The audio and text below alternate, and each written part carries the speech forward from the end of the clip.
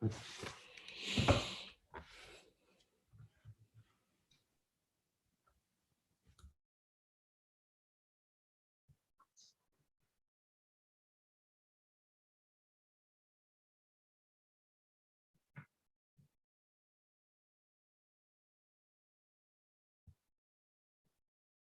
you for joining. We'll be starting shortly.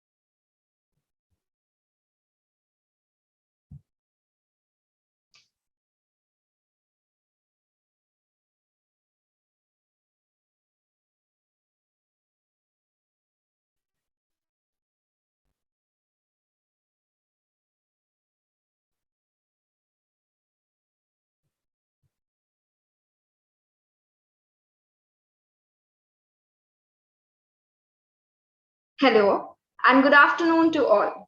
On behalf of our team, I extend a warm welcome to all of you this afternoon. My name is Rishika, and I will be your host for today's session. To start, we would like to give a little background about the forum. KVDF is an annual student-run forum at CEPT University, Ahmedabad, India. Started in 2000, the forum is celebrating its 20th year this time and has always strived to critically question the discipline of architecture. It is very important to be cognizant of the fact that the forum is being held online the second time due to the onset of the COVID-19 pandemic. It is on all of us to acknowledge and be perceptive of the changes and challenges we have all faced in the last 18 months and are continually grateful to all the participants and students who have taken out the time to contribute to this forum. Excerpts are a new addition to the forum, and they include a presentation and discussion with a professional to understand the trajectory of their work in conjunction with the theme and the spirit of the forum. The presenter for today's talk is architect Johnathan Hill, and he will be sharing his work with us, post which the forum will open up to dialogue and questions. Johnathan Hill is an English architect and architectural historian. Over the span of his career, he has been actively practicing architecture through the medium of writing, and he's the author of several books which look at the relations between architectural objects and the practice and experience of architecture. He's a professor of architecture and visual theory at the Bartlett School of Architecture, University College London, where he directs the Masters in Philosophy and PhD Architectural Design program and tutors MArch 12. He has held solo exhibitions at various venues in Europe, and his research has been translated into several global languages. Through his books like The Illegal Architect, Actions of Architecture, Immaterial Architecture, Weather Architecture, and more, he sheds light on how architecture is not only related to solid spaces and what an architect creates, but it is a combination of various entities like climate, history, immaterial objects like air, ideas and concepts, and the users itself, which also act as creative architectural forces. His work aims in investigating historical understanding as a stimulus to design and how others in architectural practices and individual practices. He also focuses on how the history of architecture has been connected with the history of climate to emphasize on the importance of climate change and acknowledge the interdependence of multiple authors, human, non-human, and natural entities in architectural design. The structure for this evening would be a presentation by Johnathan Hill. Post this, the session would be happy to open up to questions from the audience. To get the most out of the discussion, I would like to request the audience to use this opportunity to make note of any curiosities or questions emerging during the presentation and type them out in the Q&A chat box. I would now like to invite Mr. Hill to present his work. Thank you very much. It's a real pleasure to be here, and thank you for that very generous introduction. So I'll just share my screen first.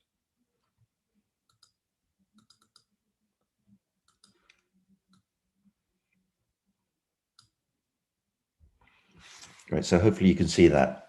So say it's a real pleasure to be here, and I'll just, the title of the talk I'm going to give this morning is, this afternoon is, it's called Designs on History.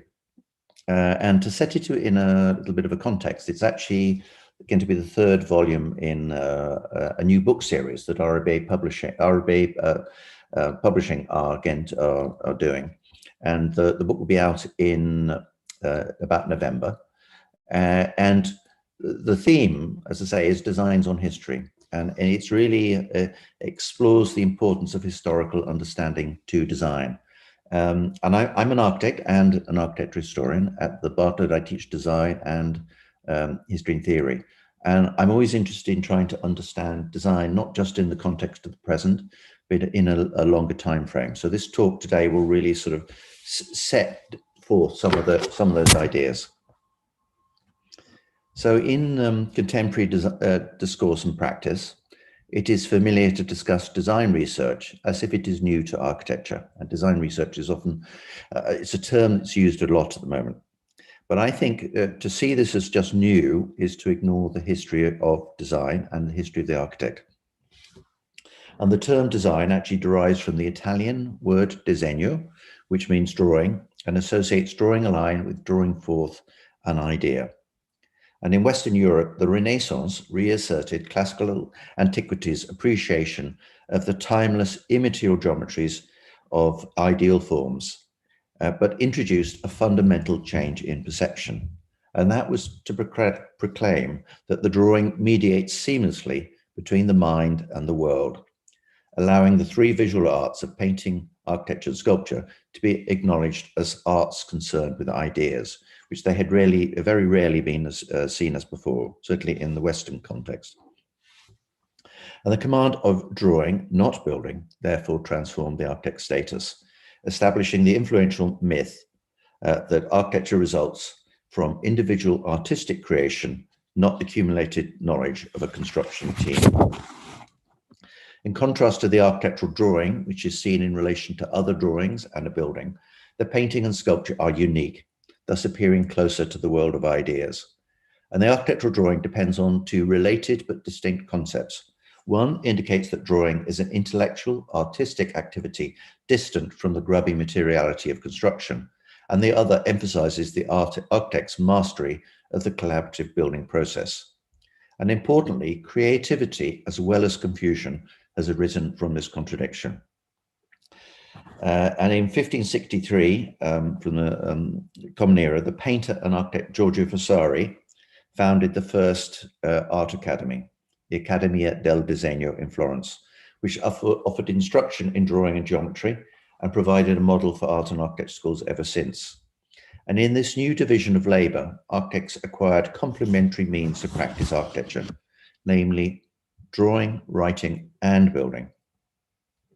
And to affirm their advanced status, architects began to theorize architecture both for themselves and for their patrons, ensuring that the authored book became more valuable to architects than to painters and sculptors, whose artistic status was more secure and means to acquire and complete commissions less demanding. And this is actually an image from Palladio's 4 books from 1570. Now, modeled on Vitruvius' treatise from the 1st century BCE, Alberti's On the Art of Building in 10 books was the first thorough investigation of the Renaissance architect as an artist and intellectual, and it was written in about 1450 and printed in 1485. But that book book and text does not include drawings, and the first architectural book to be printed with illustrations is actually Francesco Colonna's 1499 book, Hypnerotomachia Polyphili. And this is an image from that. And this book established the multimedia interdependence of text and image that has been essential to virtually every architectural book since. And one model for the architectural book, Hypnerotomachia Polyphili, is a fictional narrative illustrated with pictorial drawings, like the one you can see here. And a second model is the previous book I showed, which is Palladio's 4 books, which is an analytical manifesto illustrated with orthogonal drawings. And you might say there are a number of other literary models for the architectural book, One would be the manual, which conveys practical knowledge and is illustrated with diagrams. But these models are not hermetic, and many architectural books refer to more than one, as in Palladio's attention to practical matters. And crucially, I think, the relationship between history and design was important to both Colonna and Palladio, and historical references appear in both books, but for different purposes. In one, they enrich a specific narrative, a specific story, and the other, they legitimize generic solutions. And the Renaissance's concern for history was inseparable from its own history. And Erwin Panofsky identifies a creative and critical nostalgia for classical antiquity that he says distinguishes the real Renaissance from all those pseudo or proto-Renaissances that had taken place during the Middle Ages. And in a book I very much enjoyed called Anachronic Renaissance from 2010, Alexander Nagel and Christopher Wood write this. They say, the ability of the work of art to hold incompatible models in suspension without deciding is the key to art's anachronic quality. Its ability really to fetch a past, create a past, perhaps even to fetch the future. Now, often a design does not get built, and an architect must be persuasive to see that it does. And sometimes building is not the best means to explore architectural ideas. Consequently, influential architects tend to write, draw, and publish as well as build. And Palladio is a notable early exponent of this tradition. Le Corbusier, Arata Isozaki, and Rem Koolhaas are more recent exemplars. And the relations between the drawing, text, and building are multi-directional. For example, drawing may lead to building, writing may lead to drawing, or building may lead to writing and drawing. If each of us was to list the architectural works that inspire us, some would be drawings, some would be texts, and others would be buildings, either visited or described in drawings and text. Therefore, an interdependent, multi-directional web of influences, drawing, writing, and building have together stimulated architects' creative development for over 500 years.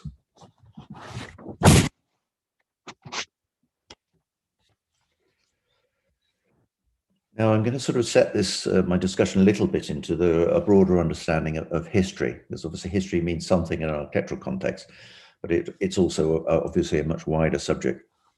And the earliest known histories originated over 4,000 years ago through record keeping in Mesopotamia and Egypt, while the term history derives from ancient Greece. And between classical antiquity and the Renaissance, Western achievements in historical writing were no more significant than the Islamic and Chinese worlds. And only in the 15th century CE did European historians begin to acquire the respect that their counterparts enjoyed in China. Vitruvius's manuscript and the earliest architectural treatise, which appeared in the technological encyclopedia Gongji, were not conceived as histories. And maybe the first significant history of Western art and architecture is Vasari's The Lives of the Most Eminent Painters, Sculptors, and Architects from 1550. In this, he describes actual events and others of his own invention. And you could say that this book initiated a new discipline, that of art and architectural history. Now, in the 16th century, when this was written, history's purpose was to offer useful lessons. Accuracy was actually not necessary. And that's maybe a quite strange concept to us now, but that was the case at that time.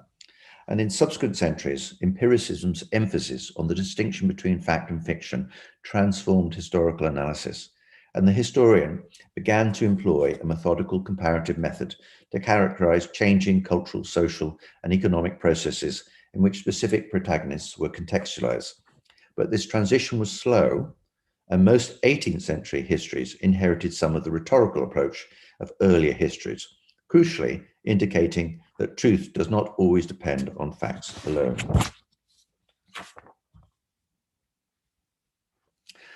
Now, alongside this development of history, there's another sort of history that I'm interested in.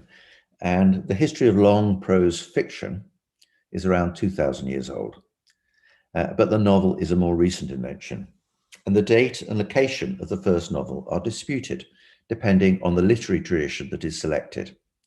And admired for its convincing depiction of court life in early 11th century Japan, Murasaki Shikubu's Tale of Genji is a candidate for the first novel.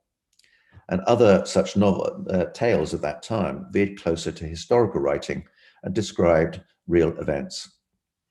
Often characterized as the first European novel, Cervantes' Don Quixote, from around 1605 to 15, claims to be an accurate account of an actual person. But the Catholic Counter-Reformation ensured that Cervantes' skeptical secular relativism was comparatively rare in 17th century Spain, and the novel's development into a distinct popular literary form is often identified with early 18th century England. And in valuing direct experience, precise description, and a skeptical, questioning approach to facts, empiricism created a fruitful climate for factual fiction, which you could say is a description of the novel, and that's actually Leonard Davis's term for the novel.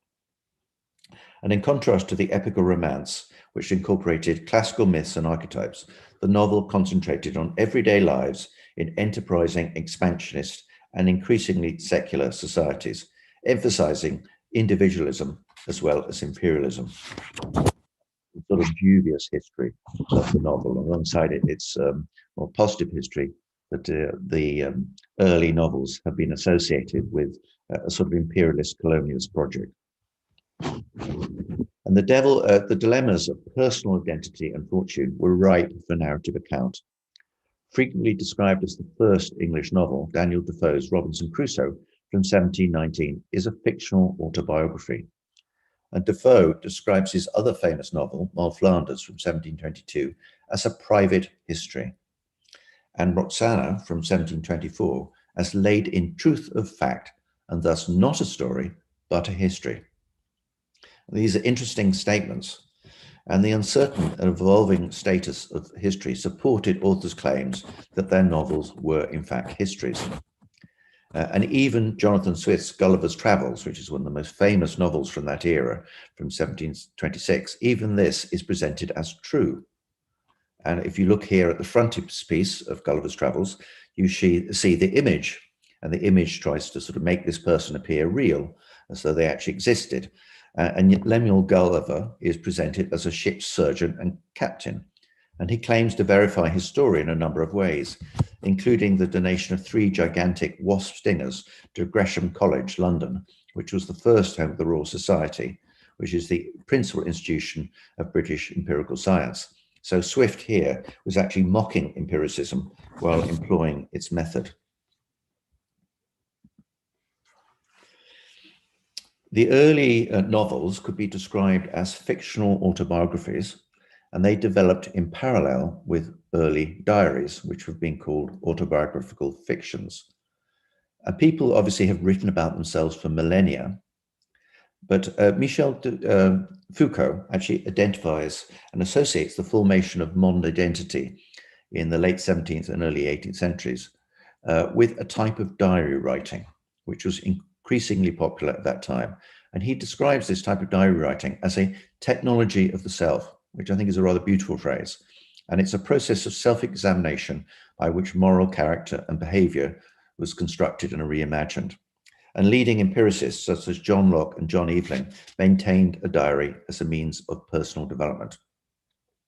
Now, objectivity may be an aspiration, but no diary is entirely truthful, and the diarist cannot fail to edit and reinvent life while reflecting upon it, altering the past and influencing the future. And one of the things that I thought about, particularly when I was studying this little book, which is William Kent, who was an early 18th century architect and landscape designer and painter. When he was in Italy for 10 years, he had this series of sketchbooks, and this is an illustration from one of those. And particularly connecting together this sketchbook and Michel Foucault's phrase, made me think that maybe equivalent to a visual, textual, and spatial diary, the process of design from one drawing to the next iteration and from one project to another is itself an autobiographical technology of the self, formulating a design ethos for an individual or for a studio. And in an era when information travels slowly, the architect associated with designer, which was just a century old in Britain when another model of the architect appeared alongside it. And landscapes, not buildings, were the initial design focus, because they were more clearly subject to the changing natural world, which was associated with moral virtue and self-understanding. And the 18th century estate was understood holistically in social, aesthetic, agricultural, and ecological terms. And rather than being conceived in a studio, according to the rules of geometry, the garden was designed the way it was experienced, by a figure moving across a landscape and imagining multiple alternative journeys, while special attention was given to drawings that explored the relations between sight and experience. And this is William Kent was probably the early protagonist of that 18th century landscape design. And this is one of his drawings, trying to sort of understand the principles of perspective. And stimulating fractured, self-reflected narratives and reimagining the past in classical reconstructions, antique sculptures, and Mediterranean trees, the 18th century picturesque landscape is both a novel and a history.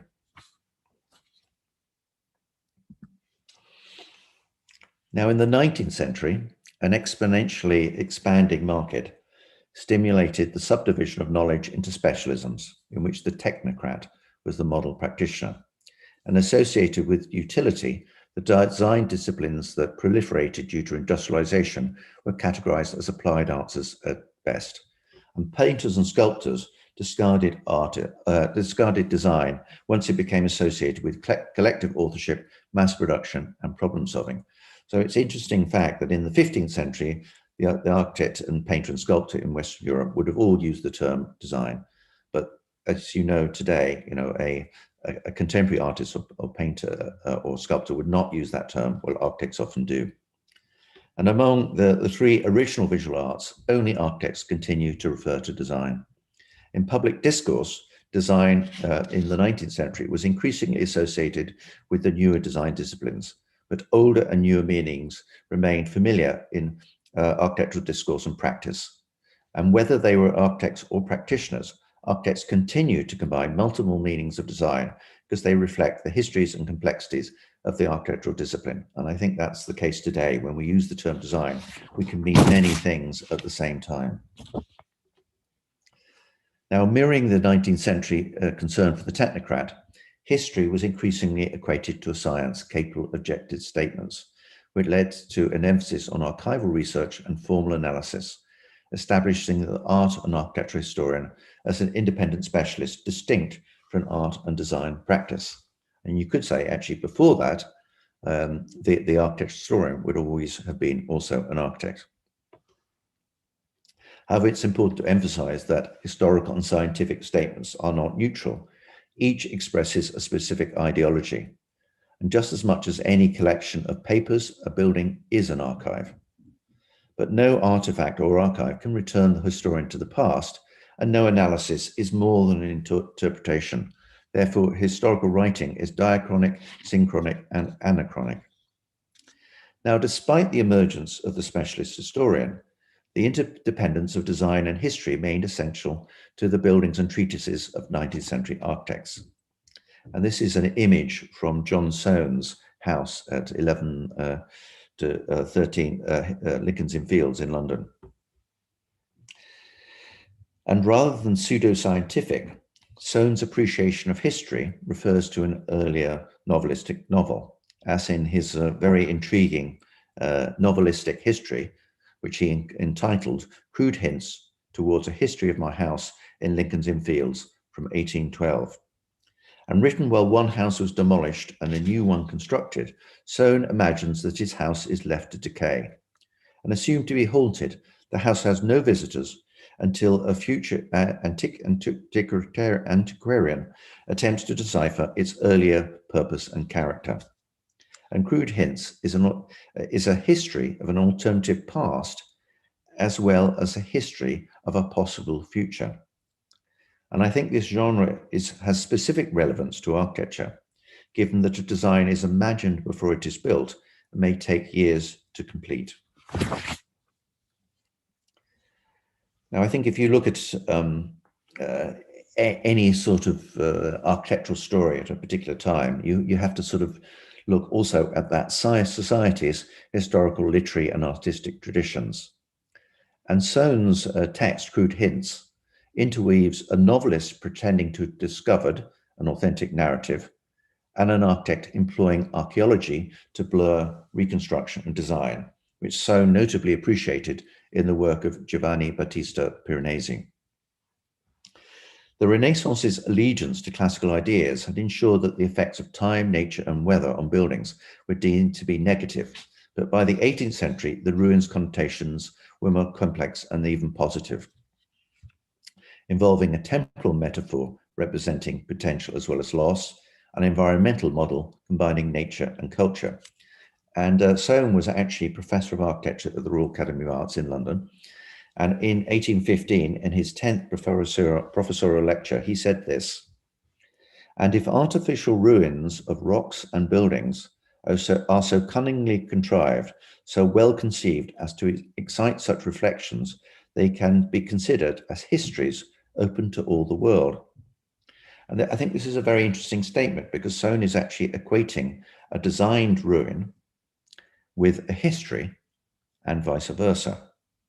And from that, we could say that laying bare the processes of construction and decay while selectively discarding some material in favor of others, a history is a ruin of the past and a speculative reconstruction in the present, emphasizing the possibility for endless alternative combinations and recombinations.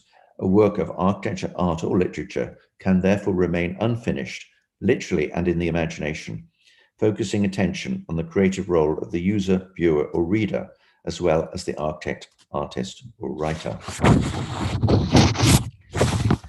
Now, as I say, you could see there's another side to, a darker side to Soane's collection, in that it sort of represents the expansion of worldwide trade and Britain's imperial reach. And Soane's collection actually includes objects from Egypt, China, and South America, as well as Europe. Now, emphasizing enlightenment, reason, objectivity, and progress, the Western idea of history spread around the world with the colonial powers. But rather than necessarily enlightening, it was a means to perpetuate Western ideology, establishing a benchmark against which alternative histories were deemed deficient. And especially in the second half of the 20th century, suspicion of meta-narratives developed in many regions of the world, including the West. And a historical method embedded in skepticism became subject to skepticism. Although the Western idea of history remains influential and widely disseminated, it has been informed and transformed by its travels, and other models of history are obviously also evident. For example, there is a strong oral tradition in Africa, where historical writing initially developed through contact with Christianity and especially Islam in North Africa. And history today offers not a singular model, but a multiplicity of hybrid approaches. And we could say this also about fiction. Concepts of fiction are equally varied, transforming architectural stories.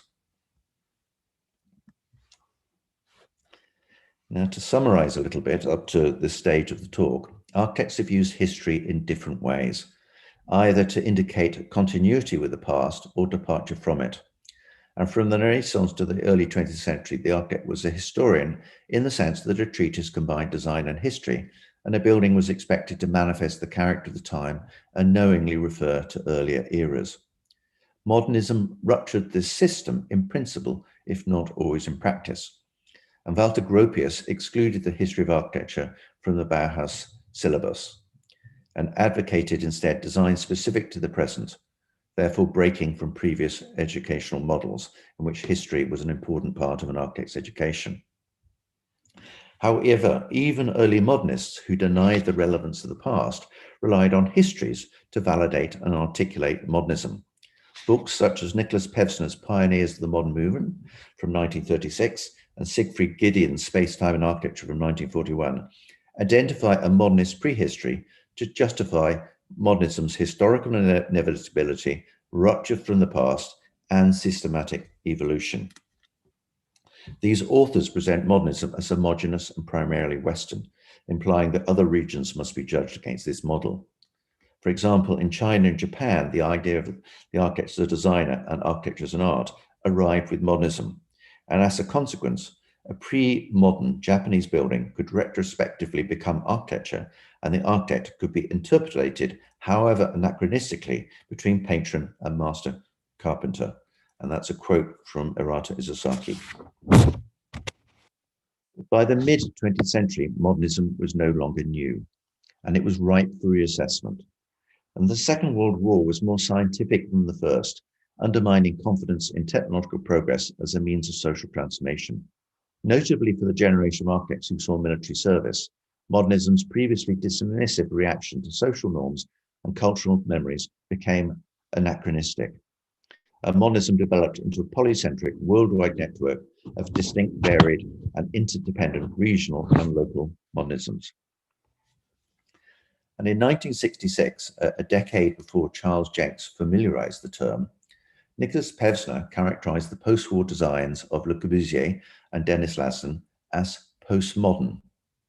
And he associated this with the anxious aftermath of war. But I would say that it's more accurate to categorize the designs of Le Corbusier and Denis Laston as the post-war designs as simultaneously pre-modern, modern, and postmodern. And associating history writing with storytelling, Laston remarked that each architect must devise his or her own, what he called creative myth, which is a collection of ideas, values, forms, and techniques that stimulate design. And Laston concluded, this is a quote, "My own myth engages with history." And this is actually when he was designing the National Theatre in London in the 1960s, he really enjoyed this, what he called the scrap heap, which is the collection of all the models that his office had created for the National Theatre. And he recognized this as sort of a crucial part of the creative process. And in a similar vein, in 1969, Vincent Cully states, and this is a quote I'm going to give, and it's a very important one to the book I've been working on. And Scully says, "The architect will always be dealing with historical problems, with the past, and a function of the past with the future. So the architect should be regarded as a kind of physical historian. The architect builds visible history." And from that, I'd say that the architect is a historian twice over, as a designer of buildings and as an author of books.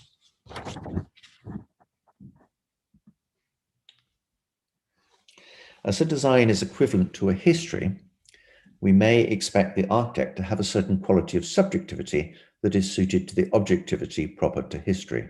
And that's a quote from Paul Ricoeur. And historical writing obviously requires imagination as well as analysis, but the architect does not usually construct a history with the rigor expected of a contemporary historian. And the architect may combine qualities and genres instead. And here this brings us back to the novel and the relationship between the history and the novel. Histories and novels need to be convincing in different ways. Although no history is unbiased, to have any validity, it must appear truthful to the past. However, a novel may be believable, but not true. And in his essay, The Fiction of Function, from 1987, Stanford Anderson emphasizes that there was no coherent theorization of functionalism in early 20th century modernism, and little indication that it was rigorously applied to design. Instead, he argues, and this is a quote, "Modern architecture, more than at any other time, emphasized stories about fiction." And it's a really nice way, I think, to think about early 20th century modernism. That they weren't making functionalist buildings, they were creating stories about fiction. And from that, I'd say that the architect is a physical novelist as well as a physical historian. Like a history, a design is a reinterpretation of the past in the present. Equally, design is equivalent to a fiction, convincing users to suspend disbelief. We expect a history or a novel to be written in words, but I would argue that they can also be delineated in drawing, cast in concrete, or seeded in soil. Now, while a prospect of the future is implicit in many histories and novels, it is explicit in many designs. And Maybe as architects, we tend to think that we're designing for the present, but actually, I think when most architects are designing, they're thinking of a particular time, which is not necessarily the present. And some architects do conceive for the present. Some, I think, imagine and design for a mythical past, while others design for a future time and place. Alternatively, we could recognize that an architect can envisage the past, the present, and the future in a single architecture. And creative architects have often looked to the past to imagine the future, studying an early architecture to selectively appropriate and transform it for the present. And in many eras, the most fruitful architectural innovations have occurred when ideas and forms have migrated from one time and place by a translation process that is inventive as the initial conception. And a design can be therefore specific to a time and place and a compound of other times and places. From that, I'd say that the 20th century architects need to appreciate the shock of the old as well as the shock of the new. And to ask what is new involves other questions. Why is it new? How is it new? And where is it new? And in William Gibson's memorable statement, the future is already here, it is just not very evenly distributed. And from that, I'd say that to understand what is new, we need to consider the present, the past, and maybe even the future. We need to think historically. Defining something as new is an inherently historical act because it requires an awareness of what is old. And a concern for innovation need not reject the past, and sometimes the old is more radical than the new. In many disciplines today, a number of practices and procedures of differing ages remain relevant and stimulating. And the result is an interdependent network of diverse, new and old models of architectural authorship that exist alongside each other and in conjunction, not simply because they are useful, but because they have social and cultural value. And studying the history of practice as well as the history of architecture allows us to appreciate that architecture is not only made by architects, and the contemporary relevance of interdisciplinary design, which occurs within and between disciplines, indicates that the architectural profession is but one model of practice and implies that a combination of past and future models may be more rewarding. And I think related to this, I'd say that conceiving the architect as a physical historian places architecture at the center of cultural production, stimulating ideas, stories, values, and emotions that inform and influence individuals and societies. It means maybe that when we're thinking about historical understanding in its relationship design, it might mean that one history may need to be categorically rejected in order to formulate another. Instead, selective appraisal may be fruitful. Alternatively, past ideas, forms, and practices and histories can be acknowledged as incomplete and ready to be revived, enriched, and expanded in the present. And combining imagination and investigation, the physical historian has a responsibility to the future as well as to the past. This is actually an image from Dennis Laston's University Sanglia under construction in the 1960s. This is actually the building complete. Now, the value of historical understanding is obviously going to vary from one time and place to another. And even today, virtually anybody that we talk to would have a different idea of what really was valuable about historical understanding to design. And therefore, which issues are of special significance today?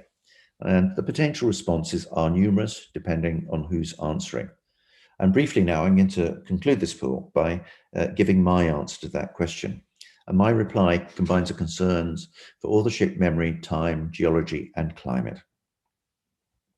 Design is familiarly understood as the first stage in a temporal sequence, but design, construction, maintenance, and ruination can occur simultaneously while a building is in use, fluctuating according to specific spaces and components, and accommodating partial ruination, focused repair, and selective reuse can question the recurring cycles of production, obsolescence, and waste that feed consumption in a capitalist society. I'd also add that architecture is made by use as much as design and construction, and buildings and cities are most often experienced habitually when they are rarely the focus of attention. But habit is not passive. Instead, it is a questioning intelligence acquired over time and subject to re-evaluation. Just as the reader makes a book anew, the user makes a building anew, whether through a physical transformation, a change of function, or an unexpected association. But in contrast to the singular focused activity of a reader, a user performs, sometimes all at once, a series of complex activities, some habitual and others not, that move in and out of conscious attention. Now, the way we use buildings is often dependent on our perceptions and memories. And our perceptions and memories are fallible as well as creative. For example, the eyes receive inexact information, and the brain extrapolates from previous knowledge and experience to create a plausible, seemingly comprehensive image. And rather than just living in the moment, we filter the present through memories of the past and speculations on the future that are permeated by personal and collective values, weaving many times into one. And as we move from place to place, we may seem to move backward or forward in time or oscillate between them. Collective memory, personal memory, we can also talk about collective memory. And collective memory varies according to who is remembering and when. And as some histories are forgotten and others reaffirmed, there is collective history as well as collective memory, which develop in dialogue with each other. And in The Seven Lamps of Architecture, which is a book from 1849, John Ruskin remarks that we cannot remember without architecture.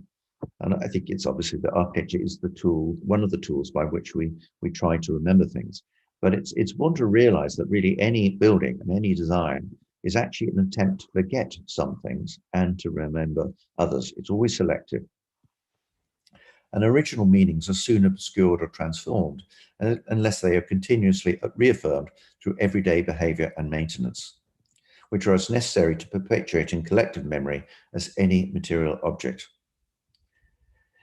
In previous centuries, knowledge of varied media preempted and informed physical experience and vice versa. So somebody might see an engraving of a place before visiting that place. And contemporary digital technologies extend this condition to a more pervasive and persuasive degree. Today, we have many means to aid our recollections, and in each case, to varying degrees, we transfer the mnemonic function from the person to the place.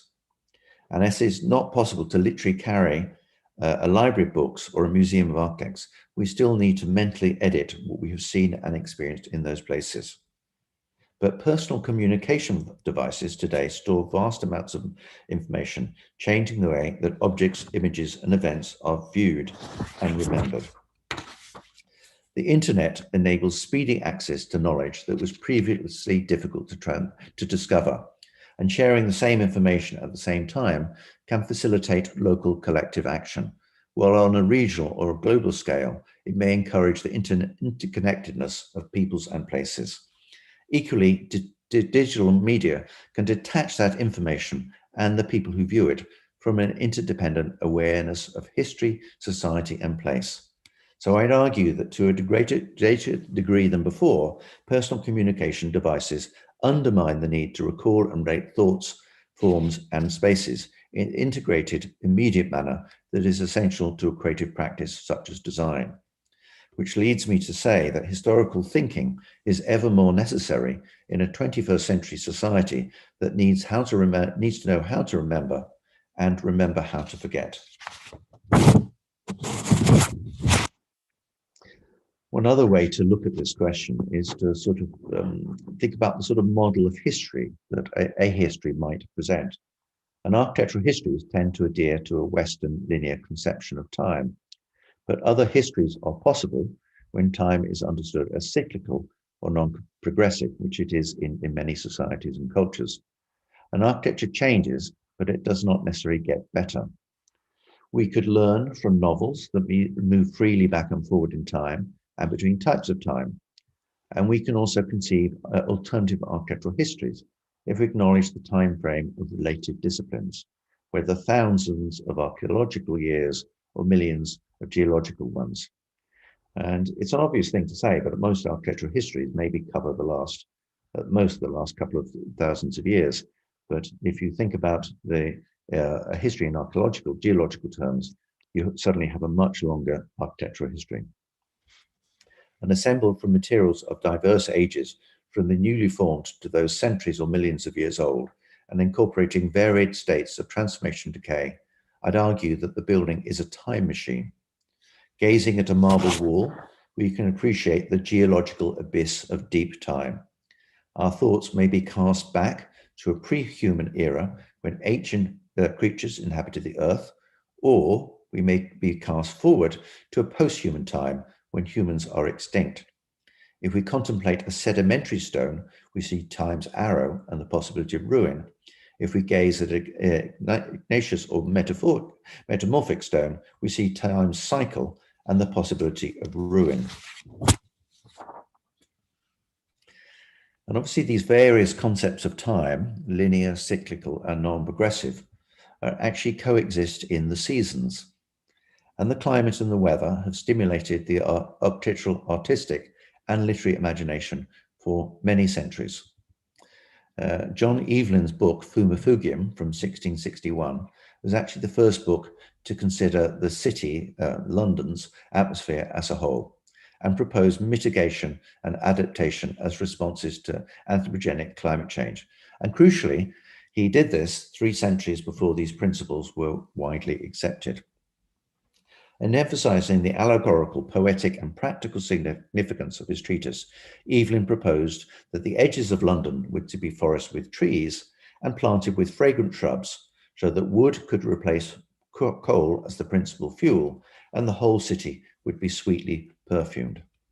And that's rather amazing to think that's a text from 1661. Now, many people have been influenced by this text, and one of them was somebody called Brenda Colvin. And Brenda Colvin was the president of the Landscape Institute of Landscape Architects in 1941.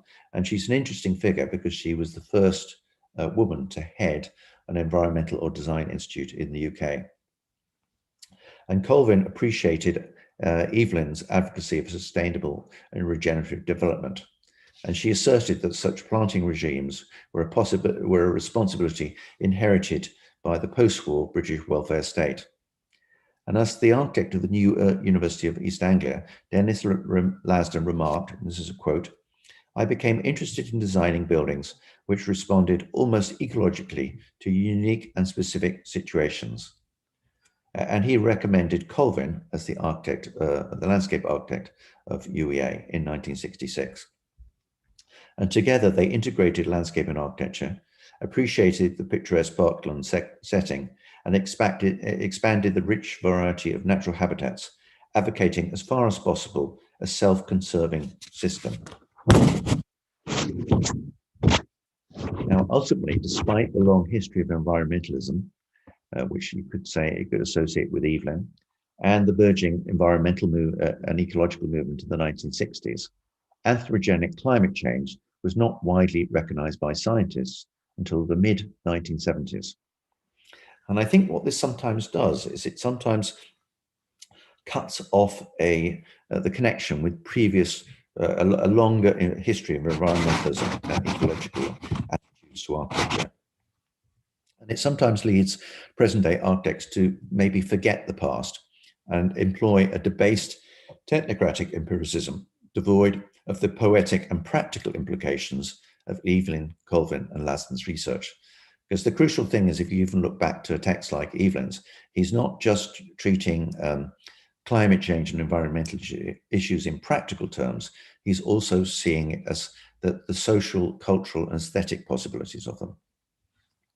Now, climate always changes, whether by anthropogenic or other means, and some critics of global warming imply that the current condition is an ideal that must be preserved, adopting moralistic religious metaphors in which environmental catastrophe is punishment for human failing, even though climate change is mostly incremental, not sudden. And ideas about climate express wider values, including attitudes to nature, ethics, and governance of the society at a particular time. And one of the things that, on the groups of people that I'm really interested in, there's a very interesting group of climate research scientists associated with the Hartwell paper. And one of those people is Mike Hume. And Mike Hume emphasizes that science is also a cultural pursuit. So here we have a climate research scientist recognizing that science is a cultural activity. And studying the interconnected histories of architectural design and climate research enables us to better appreciate their conjoined future. And the Hartwell climate researchers, who include Hume, Gwyn Prince, and Steve Rayner, adopt the term wicked problem to conclude that climate change is so complicated that it is beyond our ability to comprehend and solve. And first defined by Horst Rittel in 1967, who then published a paper with Melvin Webber in 1973, the term wicked problem initially referred to planning, not climate change. And this could suggest that architecture is also a wicked problem. According to Rittel and Webber, and this is their quote, social problems are never solved. At best, they are only resolved over and over again. And in a similar vein, the authors of the Hartwell paper from 2010 write, and this is a quote, rather than being a discrete problem to be solved, climate change is better understood as a persistent condition that must be coped with and only partially managed more or less well. Now, the dangers of global warming are real and need to be addressed when and where possible, notably because their effects are unequal, often causing greater harm to powerless communities and creatures. But I'd also argue that awareness of climate change may also encourage cultural, social, and environmental innovations and benefits, whether at a local or a regional or a global scale, including, hopefully, greater appreciation of the Earth and criticism of the isolationist policies of corporations and nations. And one of the things that's very interesting about the Hartwell group of climate research scientists is how they use history. And among the Hartwell authors, the 18th century landscape designer Lancelot Capability Brown is a frequent reference, suggesting that an oblique approach may be effective in climate policy as well as in landscape design. And the Hartwell authors write, this is what they say. His advice would be to approach the object of emissions reduction via other goals, riding with other constituencies and gathering other benefits. So they're saying that any question, that scientific question, can never be scientific alone, and it must be also understood culturally and socially. And I say that the gardener and landscape designer are rewarding models for contemporary approaches to climate change, biodiversity, and architecture, because they acknowledge that we do not control nature and must work with, not against it. At a casual glance, a landscape may appear to be subject to human order and no more natural than any other cultural artifact. But despite the reduction of wildlife habitats and proliferation of pesticides, each landscape and building are teeming with creatures that are subject to their own rhythms and intertwined in a complex network of relations with other life forms, including humanity. Equally, we need to remember that people are natural as well as cultural beings. So the co-production of multiple authors, human, non-human, and atmospheric, is an appropriate model for architecture in an era of increasing geological, environmental, and climate change. Consequently, the many cultural and natural protagonists involved in the life and death of a building all deserve the title physical historian. Thank you very much.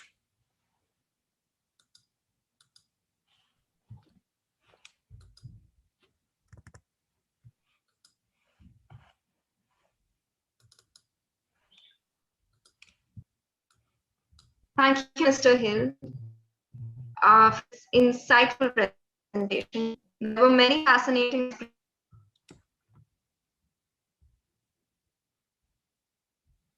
has put forth various crucial aspects to consider while designing for the future, while constantly keep learning from history.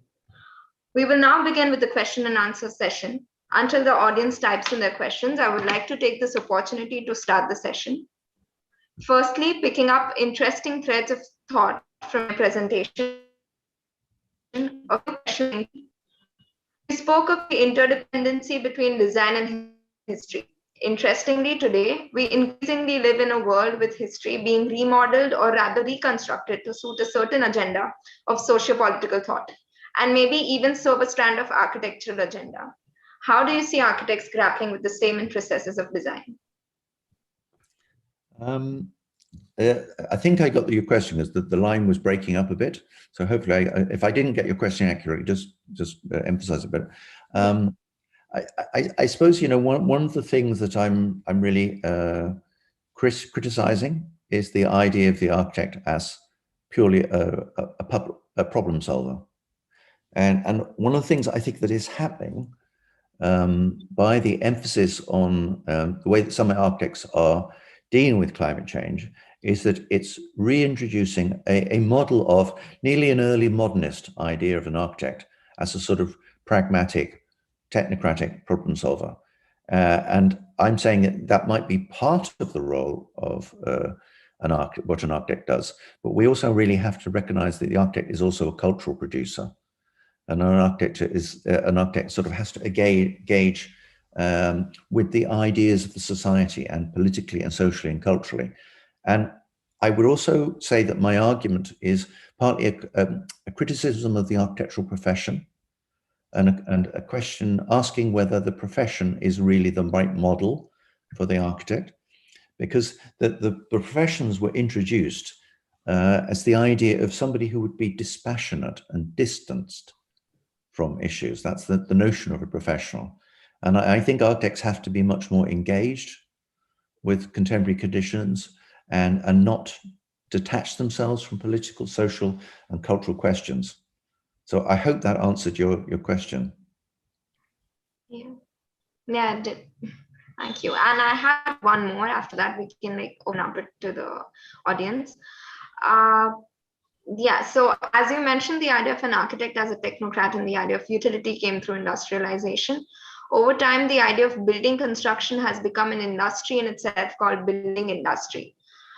How do you see this shift in the way an architect's position and role is being perceived in our society?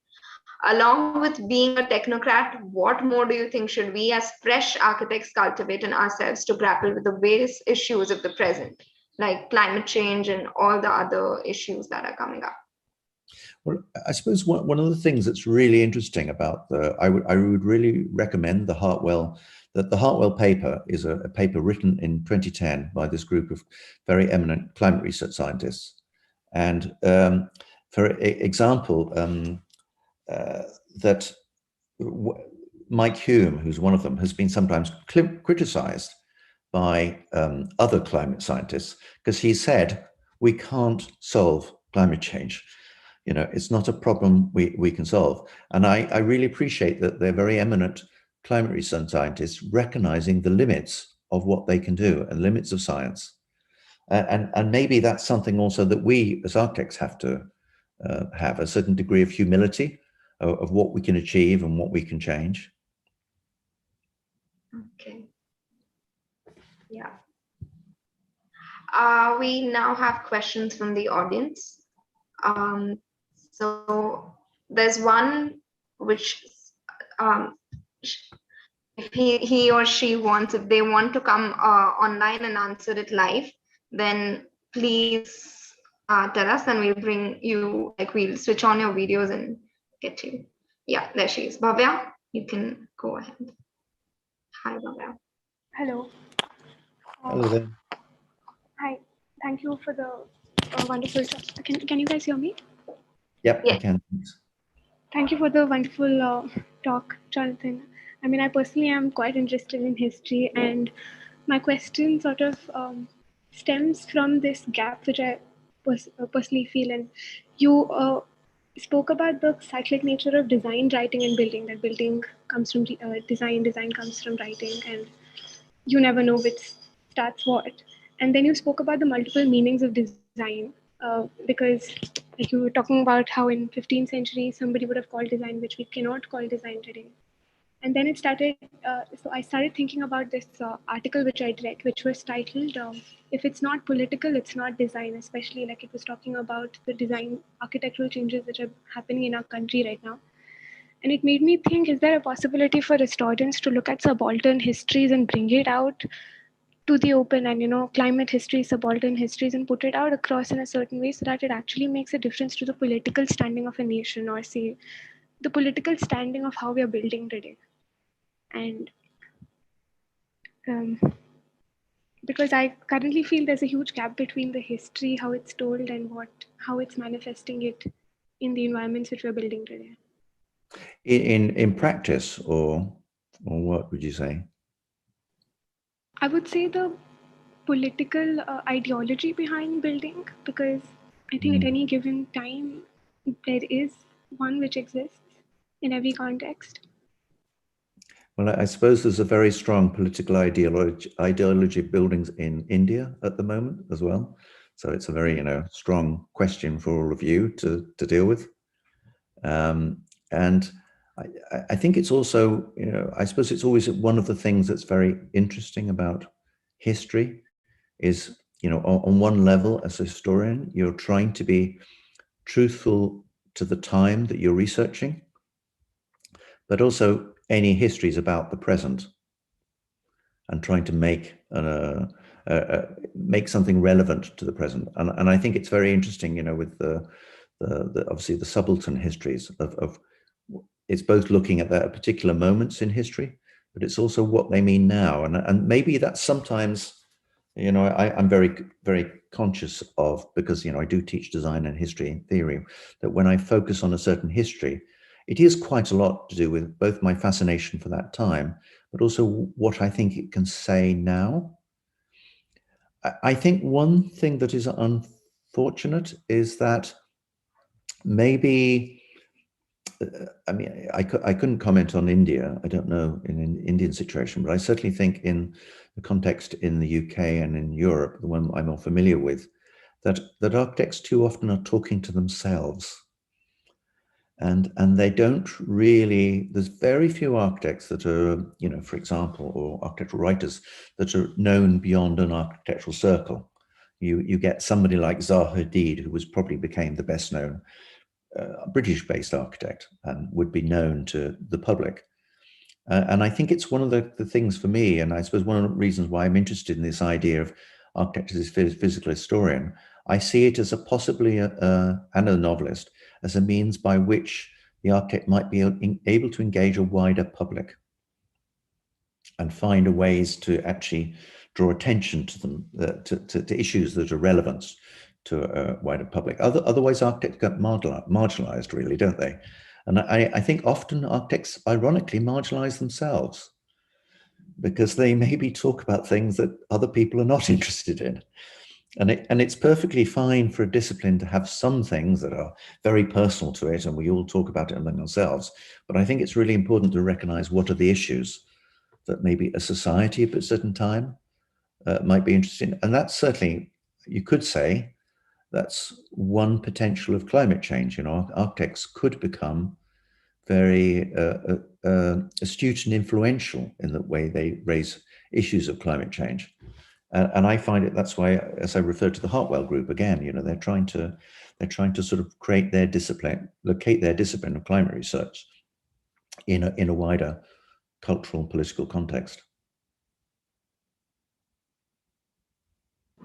Does that answer your question, I hope? It does. It definitely generates a discussion.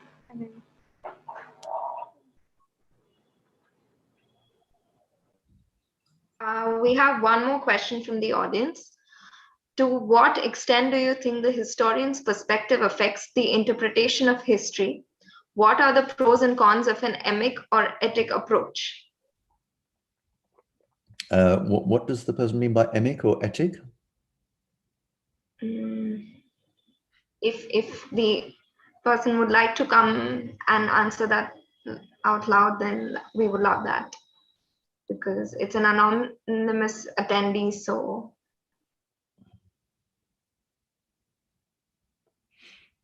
I can certainly refer to the first bit of the Sure.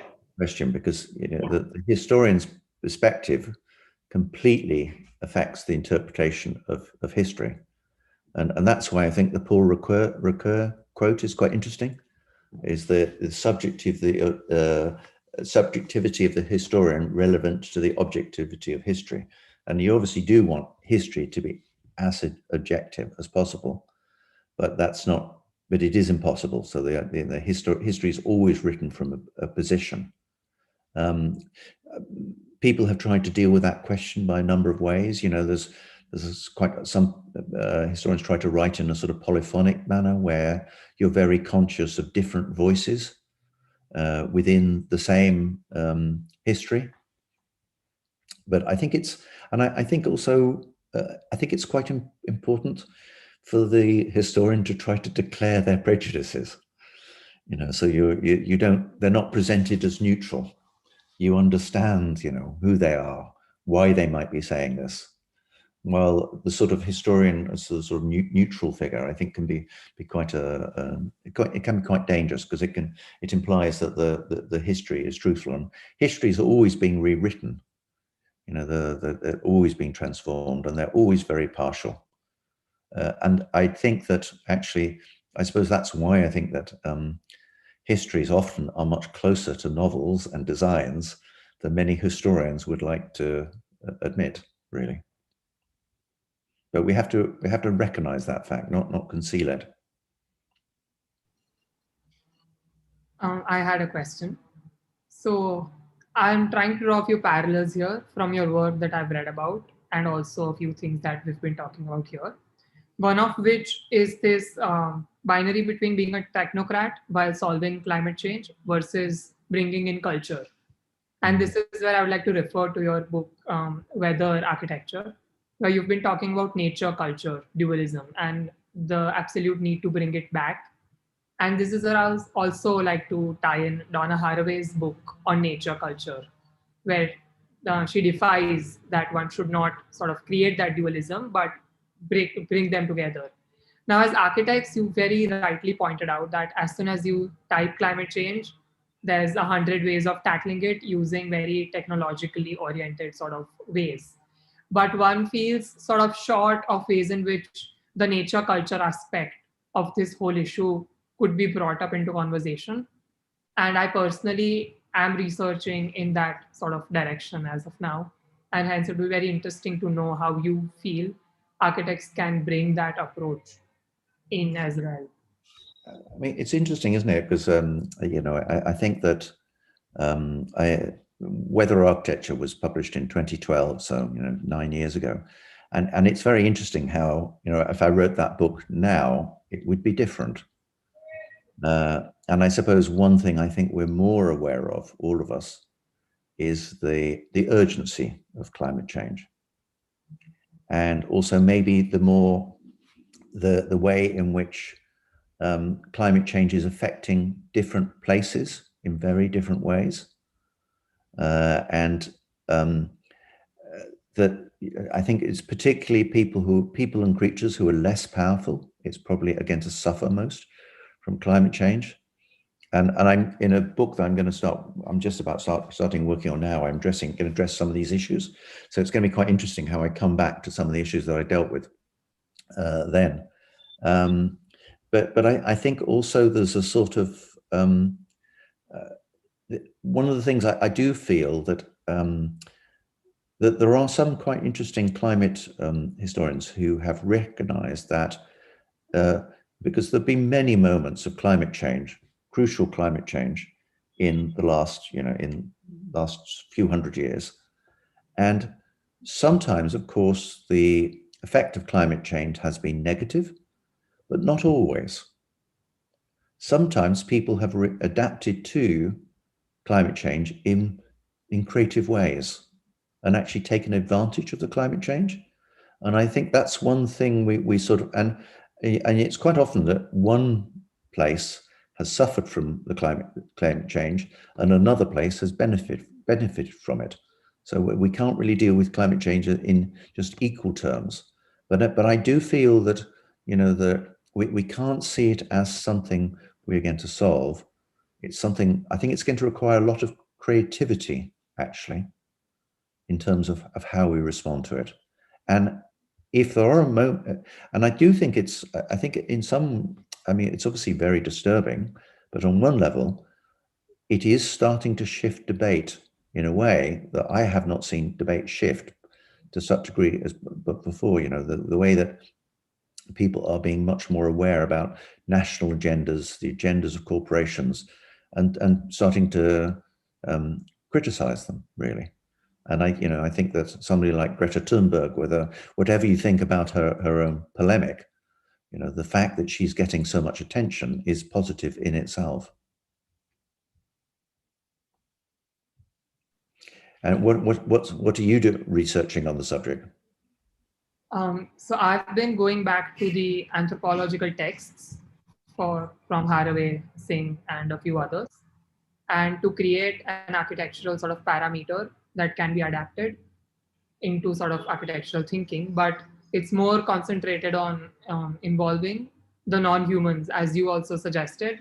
There are creatures that are more affected by this than the others, and hence to sort of create or bridge that gap between human and non-human through architectural sort of intervention.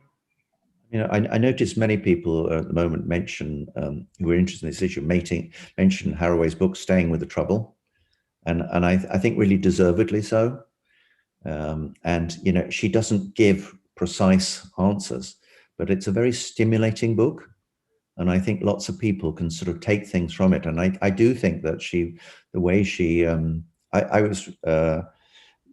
I didn't mention her today, but in the conclusion of my introduction to Designs on History, I actually relate Donna Haraway to the Hartwell Group, because actually she doesn't mention them in her book, but they don't mention her, but they're extremely compatible.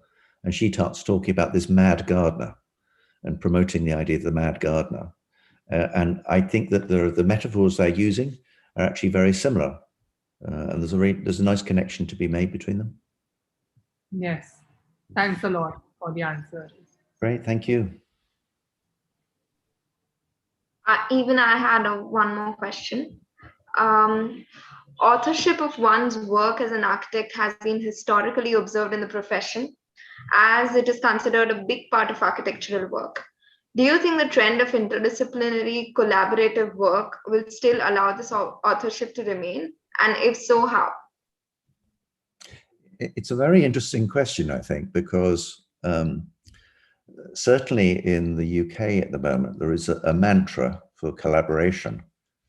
And collaboration can be a wonderful thing. But I think I would also make a very strong argument for individual work. It shouldn't be that there's a sort of slightly strangely ethical argument that's put forward for collaboration, as though collaboration is intrinsically better. And it's not necessarily better. It can be very advantageous, but I think it has to be. I would say in my own work, I'd say, at times I do collaborative work, at times I do individual work, and it's the relationship between the two is very interesting. So I would be. I don't want the idea of the individual researcher or the individual designer to be just sort of suppressed to that collaboration is always better.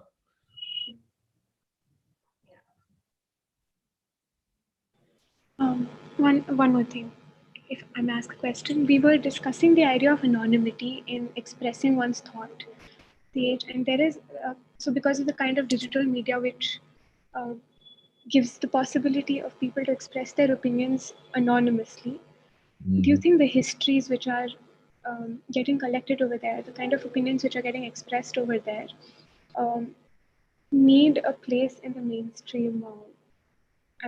How can they actually have an effect in the overall understanding of, combining histories and designs? And would you say do you mean in relation to contemporary media particularly? Yes. I don't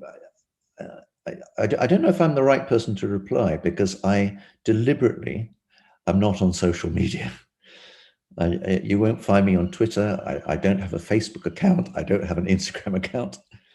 And I suppose it's partly because I don't like what I've read about it. And, and I know it can have great merits, but I feel that the way that the anonymity of social media sometimes is very disturbing, and the way that somebody can be attacked anonymously. And I think one thing that hasn't happened yet is there hasn't been a sort of ethics of social media introduced in the way that you would expect if somebody got up and talked in a public space.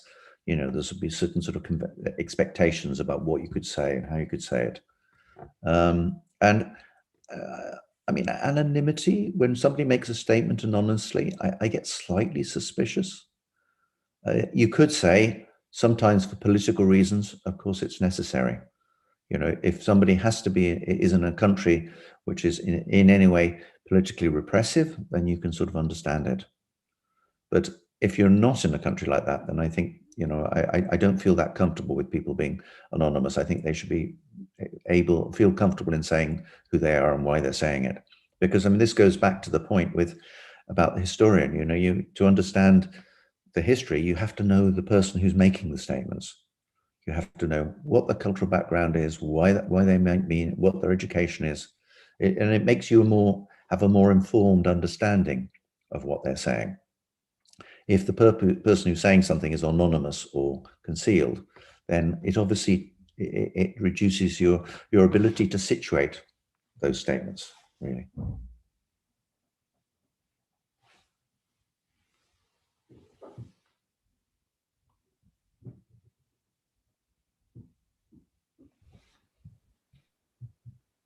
Thank you for the answer. I had one more question, if you could take that up, and which also goes back to one of your very initial works in research that I could see while I was looking at your work, which the initial two books that you've written, The Illegal Architect and The Actions of Architecture. There's this very interesting conversation that goes about the user of the product that architecture creates. And that is where you've put forth this argument that the user should have some space to be creative as well.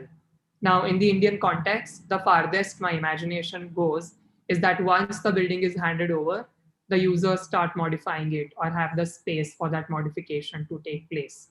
But I'm also very intrigued to know where does that argument come from in your work, to understand it in more wholesome sort of manner. The Illegal Architect was actually when I was doing my PhD at the Bartlett, and I was the sort of guinea pig for the architectural design PhD program, and the Illegal Architect was part of that research, and then Actions of Architecture is pretty much my PhD with some minor transformations. And one of the things that one of the texts that really influenced me was Roland Barthes' text, The Death of the Author. And Barthes sort of talks about the fact that the reader makes a book anew. And in the act of reading, if all of us to read the same book, we'd all create another book in our imagination. And The Death of the Author, I always thought it's a slightly deceptive title, because he's not really talking about the death of writing. He's talking about the death of the author, who assumes that they are the font of all knowledge and the font of interpretation. And instead, he's talking about a writer who's aware of the creativity of the reader. And when I read it, and he doesn't mention architecture, but I thought this is so relevant to architecture for me, and that I became really interested in the idea of a designer who was aware of the creativity of the user. And you can never predict how buildings are going to be used. They're always going to be used in very, very unexpected ways. But rather than the designer thinking of solving the problems of use at a particular moment in time, I think it's a more interesting question to ask, how could the designer create an architecture that might be very open to future interpretations? And then there are other architects who've tried to do that, have tried to explore that idea. I think the 1960s was particularly fruitful for those ideas. People like Hermann Hertzberger, Cedric Price, lots of architects were basically interested in that principle. And I think it sort of, I suppose that has always been at the background of all my work, really.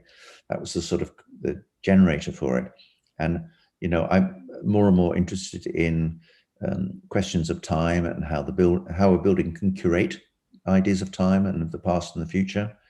And really thinking about the future is another way about thinking about how, as a designer, do you think about the future and can conceive the future. That's another way of thinking about use, really. And of course, you can't predict use, but you can start to speculate on these questions, I think. Yes, I think it's particularly very interesting to me because I've been using this term adaptability over and over again. Yeah. And I have actually attempted, like through the readings that I've done, there's an attempt by a lot of writers to put forth this adaptability to the beyond human sort of understanding. So when you let a lot of other things to take over, and then the user term is not just limited to who the project is made for, but anything and everything that surrounds the project. And yes, the openness, that aspect of it really touches upon. It's very interesting. It's a very interesting question, isn't it? Because my partner Isabella and I, we're very keen gardeners, and we have a house outside London, north of London, which has a very lovely garden in it. And there we're trying to create a garden that has as much diverse wildlife as possible. And it's one of the main criteria of what we do. We're trying to encourage diversity, biodiversity. We're trying to encourage lots of creatures that inhabit the garden. And I think it's one thing that people are probably interested in at the moment, but I think we're all struggling with how we might do that in relationship to architecture. And you know, I have a good friend who's Ghanaian, and she was saying to me, you know, but in a Ghanaian house, you have all around it, you have extremely hard, you have a sort of field of sort of very hard, sharp stones, because you don't want the snakes to go across it. So you could say there are some creatures you don't want to inhabit your house with you, but then many buildings are occupied by other creatures. And I think starting to think a bit more about that the buildings we design are not just for us. You know, can they be sometimes equivalent to more like a landscape or more like a garden, where it's a number of creatures inhabiting and benefiting from them? And I think that people are very interested in that idea at the moment. I don't think it's got to the point where there are very convincing examples. Most of the examples are, oh, we'll just put trees on the building. Or we'll put grass on the roof. And I don't think that's the solution, but I think definitely recognizing that architecture is not just for humanity is a very important idea at the moment. And it's obviously an idea that Haraway sort of implicitly talks about.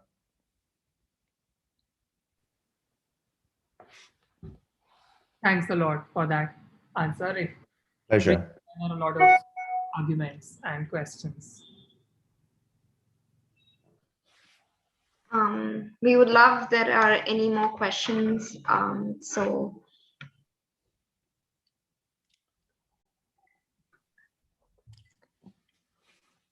Well, they've been very interesting questions, so thank you. Okay. I would like to thank you, Mr. Hill, for joining us today and sharing with us a trajectory of architectural history that instigated such thought-provoking and insightful discussions. We are sure these conversations are going to stay with us and help us think about our practices and future more critically. The audience and the KVDF team is grateful to have you in the Kurla Worky Design Forum 2021. I would also like to thank everyone on behalf of the KVDF team for joining us today. And to continue the dialogue, we invite everyone participating and listening in this forum to feel free to add any other questions or comments to the discussion forum on the KVDF website. We hope to see you all at 6 p.m. today for the first D-Talk of KVDF 2021 by Namrata Kapoor and John Palmazino. Thank you again. Thank you very much. Thanks a lot. Thank you. Hey, everybody. Have a nice day. I think we got one more question. Yeah. Okay, so we have one more question. Do you think that a technocratic approach to problem solving lead to the erasure of the visual identity of the place? I suppose it doesn't just lead to the erasure of visual identity. It probably places one sense of identity over another, I'd say, because I think technocratic approaches tend to be quite myopic. They tend to have a very particular, they're all about ignoring so many things, so you focus on one. They're very partial. So they might recognize one aspect of a visual identity, but they ignore everything that doesn't fit to that those criteria. And I think, if we do really think architecture and design are social, cultural activities, aesthetic activities, as well as technological ones, then a technocratic approach is very limited. And that's why I find the Hartwell group so interesting, because they're saying that a technocratic approach is not appropriate to climate research scientists. So it's really nice to hear scientists saying that.